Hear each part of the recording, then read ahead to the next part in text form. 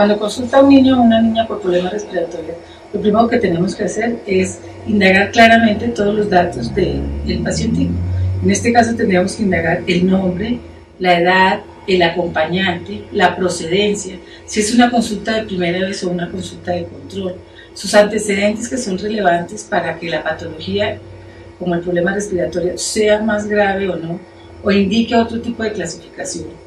Y los signos vitales, que incluyen frecuencia respiratoria, frecuencia cardíaca, peso, talla, temperatura, porque eso también nos van a poder aportar otros factores de riesgo, como puede ser la desnutrición.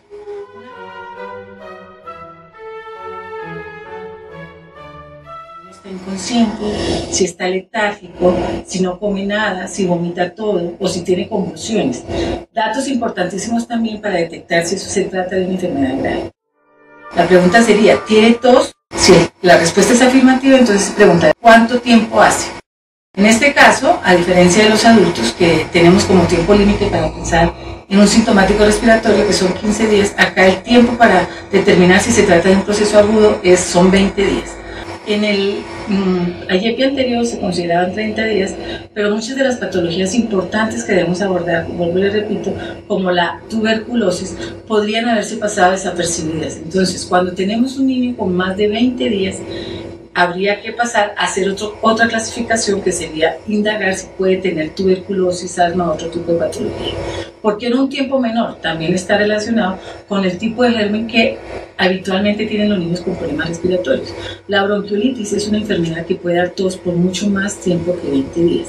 Otras enfermedades o otro tipo de bacterias puede ser la bordetela, que puede dar una sintomatología hasta de 8 semanas.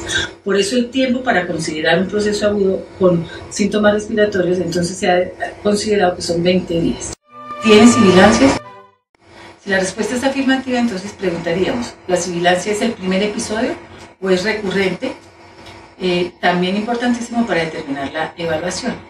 Después tendríamos que indagar otros factores que hablarían de un proceso severo, que ha presentado apneas, y si ha tenido es prematuro en un niño menor de 6 meses. En cuanto a la clasificación de la sibilancia, es importante también tener en cuenta si está relacionado con un estado catarral previo de 3 días o menos. Todo eso para poder hacer una mejor clasificación. 5 años es hacer un examen completo, pero dirigido en este caso también a los problemas respiratorios. Entonces, ¿cuáles son los signos que vamos a tener en cuenta para hablar de la dificultad respiratoria? Entonces, el primero, el tiraje subcostal. Este es un dato que se ha demostrado o la evidencia ha demostrado que la mayoría de los niños que han terminado hospitalizados con un problema respiratorio severo, principalmente las neumonías, el signo que más presente estuvo fue el tiraje subcostal. Además, en los lactantes muy pequeños, el tiraje intercostal podría ser un síntoma de confusión. ¿Por qué? Porque la reja costal de ellos es muy lábil, muy frágil, y con su respiración se pueden realizar esta retracción de estos músculos, por lo tanto no son tan fácilmente evaluables en niños tan pequeños. El tiraje subcostal se debe evaluar con el niño tranquilo. En el video podemos ver cómo se evalúa un tiraje. El tiraje, como les decía, debe ser con un niño tranquilo. Idealmente, entonces, lo primero que vamos a hacer es decirle a la mamá que lo tenga en sus brazos. Después pasaríamos a evaluar entonces la frecuencia respiratoria. Entonces, se considera taquipnea, dependiendo de la edad.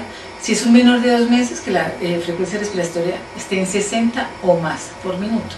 Si es un niño de 2 meses a 5 a 1 año, que sea 50 o más. Y si es un niño de 1 año o más hasta 5 años, que fuera 40 o más respiraciones por minuto. La frecuencia respiratoria se debe contar en 1 minuto, porque también sabemos que un niño con problemas respiratorios tiene una respiración irregular que puede variar en el transcurso del minuto. Entonces, la recomendación es que se cuente en 1 minuto. Y cuando la frecuencia respiratoria da en el límite, por ejemplo, en el menor de 2 meses que dé en 60, que se vuelva a contar la frecuencia respiratoria para confirmar. Hay algunos signos que la pueden modificar, la temperatura, el estado de ansiedad, el llanto en el niño. Por eso es importante tenerlo en las mejores condiciones basales para que estos signos no se modifiquen. Y sin embargo, la recomendación es que si el niño tiene fiebre, en todo caso, no esperemos a bajar la fiebre para contarlo, sino que contemos como frecuencia respiratoria la que se cuente en el momento de hacer el examen físico. ¿Por qué? Porque eso podría retardar la acción en ese momento para el manejo del niño en las condiciones cuando está muy grave. El otro signo a tener en cuenta es la oximetría. La oximetría, si tenemos la posibilidad de evaluarla en todos los centros de atención. Acuérdense que hay la posibilidad que nosotros nos encontremos en un centro que no tenga oximetría. La recomendación es que ojalá pudiéramos realizar esta medición, pero los otros signos clínicos también son muy valiosos para orientarnos el grado de dificultad. En caso de tener la oximetría, entonces recordarles que por encima del nivel del mar se considera una oximetría a nivel del mar, una oximetría normal de 92 o más, a una altura mayor de 2500, como estamos en Bogotá, el valor de oximetría normal se considera mayor a 90. Todo lo que esté por debajo de estos valores pues se va a considerar como un signo de gravedad. Otros datos para tener en cuenta para poder evaluar a un niño con una dificultad severa o con una enfermedad respiratoria severa vendrían a ser la presencia de apneas y el antecedente de prematuridad en un menor de 6 meses. Si el niño es mayor, este signo ya no se tendría en cuenta. Y de acuerdo a todo esto, entonces ya entraríamos a hacer la clasificación en el cuadro de procedimientos. Ya con los datos anteriores, entonces podemos entrar a clasificar al menor de 5 años con problemas respiratorios. Si la presencia de sibilancias se detecta en el interrogatorio, la primera clasificación que se va a hacer es con respecto al cuadro broncoobstructivo. Entonces, para ello tendríamos que preguntar, ¿es el primer episodio en un niño menor de 2 años y ha sido precedido por un cuadro catarral 3 días antes? Si es así, tendríamos que tener en cuenta algunos de los siguientes signos. Si está presente los tirajes subcostales, si el niño tiene taquipnea, si tiene una saturación de oxígeno menor de 92% a nivel del mar, o menor de 90 a una altura mayor de 2500 metros sobre el nivel del mar. Si es un menor de 3 meses o si es un menor de 6 meses con antecedente de prematurez, cualquiera de estos signos nos hace clasificar esto como una bronquiolitis grave, una clasificación en rojo que amerita una remisión inmediata a un nivel de mayor complejidad. En este caso lo primero que tendríamos que hacer es asegurar la oxigenación del niño. Si el niño tolera la vía oral y es un lactante, continuar con la lactancia materna. De lo contrario, entonces administrar los líquidos necesarios para que se mantenga hidratado. La siguiente clasificación sería entonces, si el niño tiene un cuadro catarral, es su primera sibilancia y es el menor de 2 años, pero no tiene ninguno de los datos anteriores, es decir, no tiene tiraje subcostal, no es prematuro en un menor de 6 meses, no tiene apneas, no tiene taquipnea y las oximetrías son normales, la clasificación sería entonces bronquiolitis. Bronquiolitis es una clasificación amarilla, eso nos habla de que podemos hacer el manejo en forma ambulatoria, pero con un control riguroso, porque es una patología en todo caso que en los primeros días puede tener una evolución torpe. Los manejos en casa entonces son la hidratación, si es un lactante, darle lactancia materna más seguido, si es un niño que no quiere comer y hay que recomendarle a la mamá que le dé una alimentación fraccionada. El aseo nasal es importante con el suelo fisiológico de acuerdo a las necesidades. Los cuidados en casa con respecto al abrigo, al manejo de la fiebre. Los signos de peligro que le hacen ver a la mamá cuándo debe consultar inmediatamente. Y un control en los siguientes 2 días que nunca debe faltar.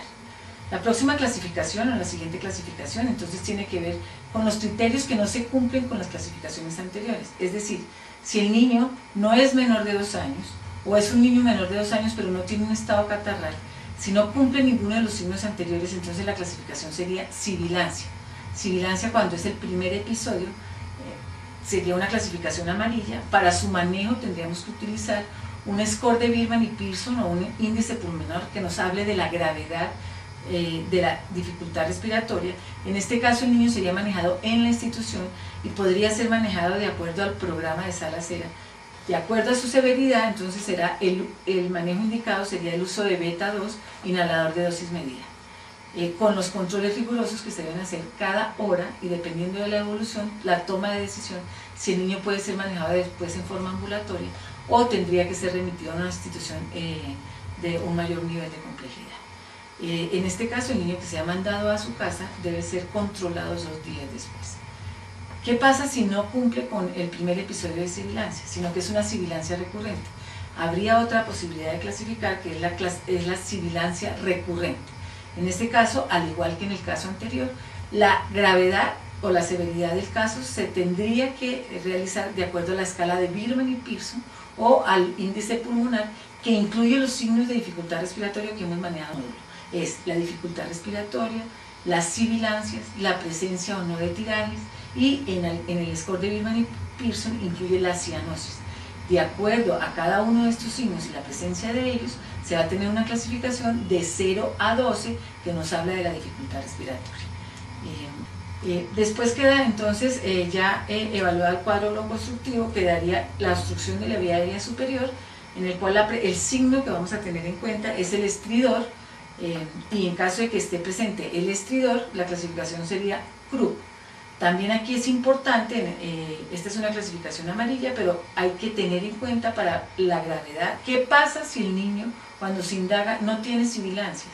Entonces, este cuadro no sería el que entraría a clasificar.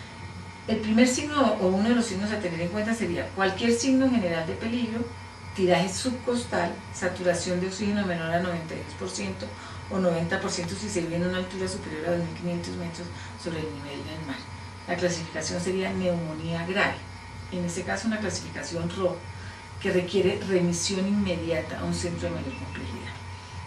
¿Cómo sería el manejo inicial? Entonces habría que administrar oxígeno, administrar la primera dosis de un antibiótico que consideremos apropiado, tratar la fiebre, referir urgentemente al niño en condiciones estables.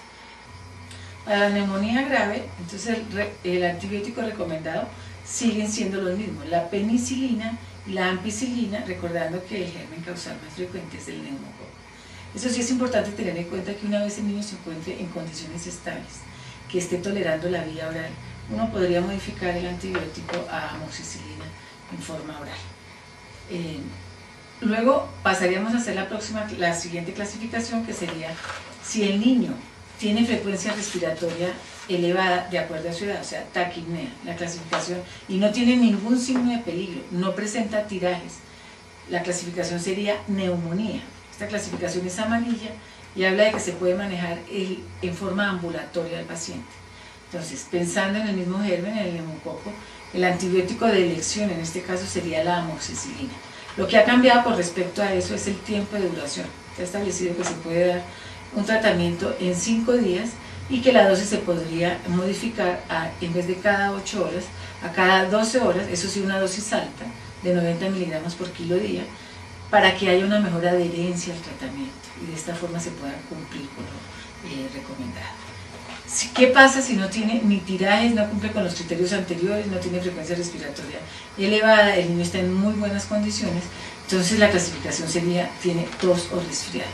Las recomendaciones en este caso es el manejo en casa del niño, los signos de peligro que debe tener en cuenta la mamá para consultar en forma inmediata, el lavado nasal, la ingesta de líquidos en forma más frecuente, la alimentación fraccionada y la persistencia. Recomendarles que si persisten los síntomas, el niño debe ser evaluado en el transcurso de los 5 días siguientes.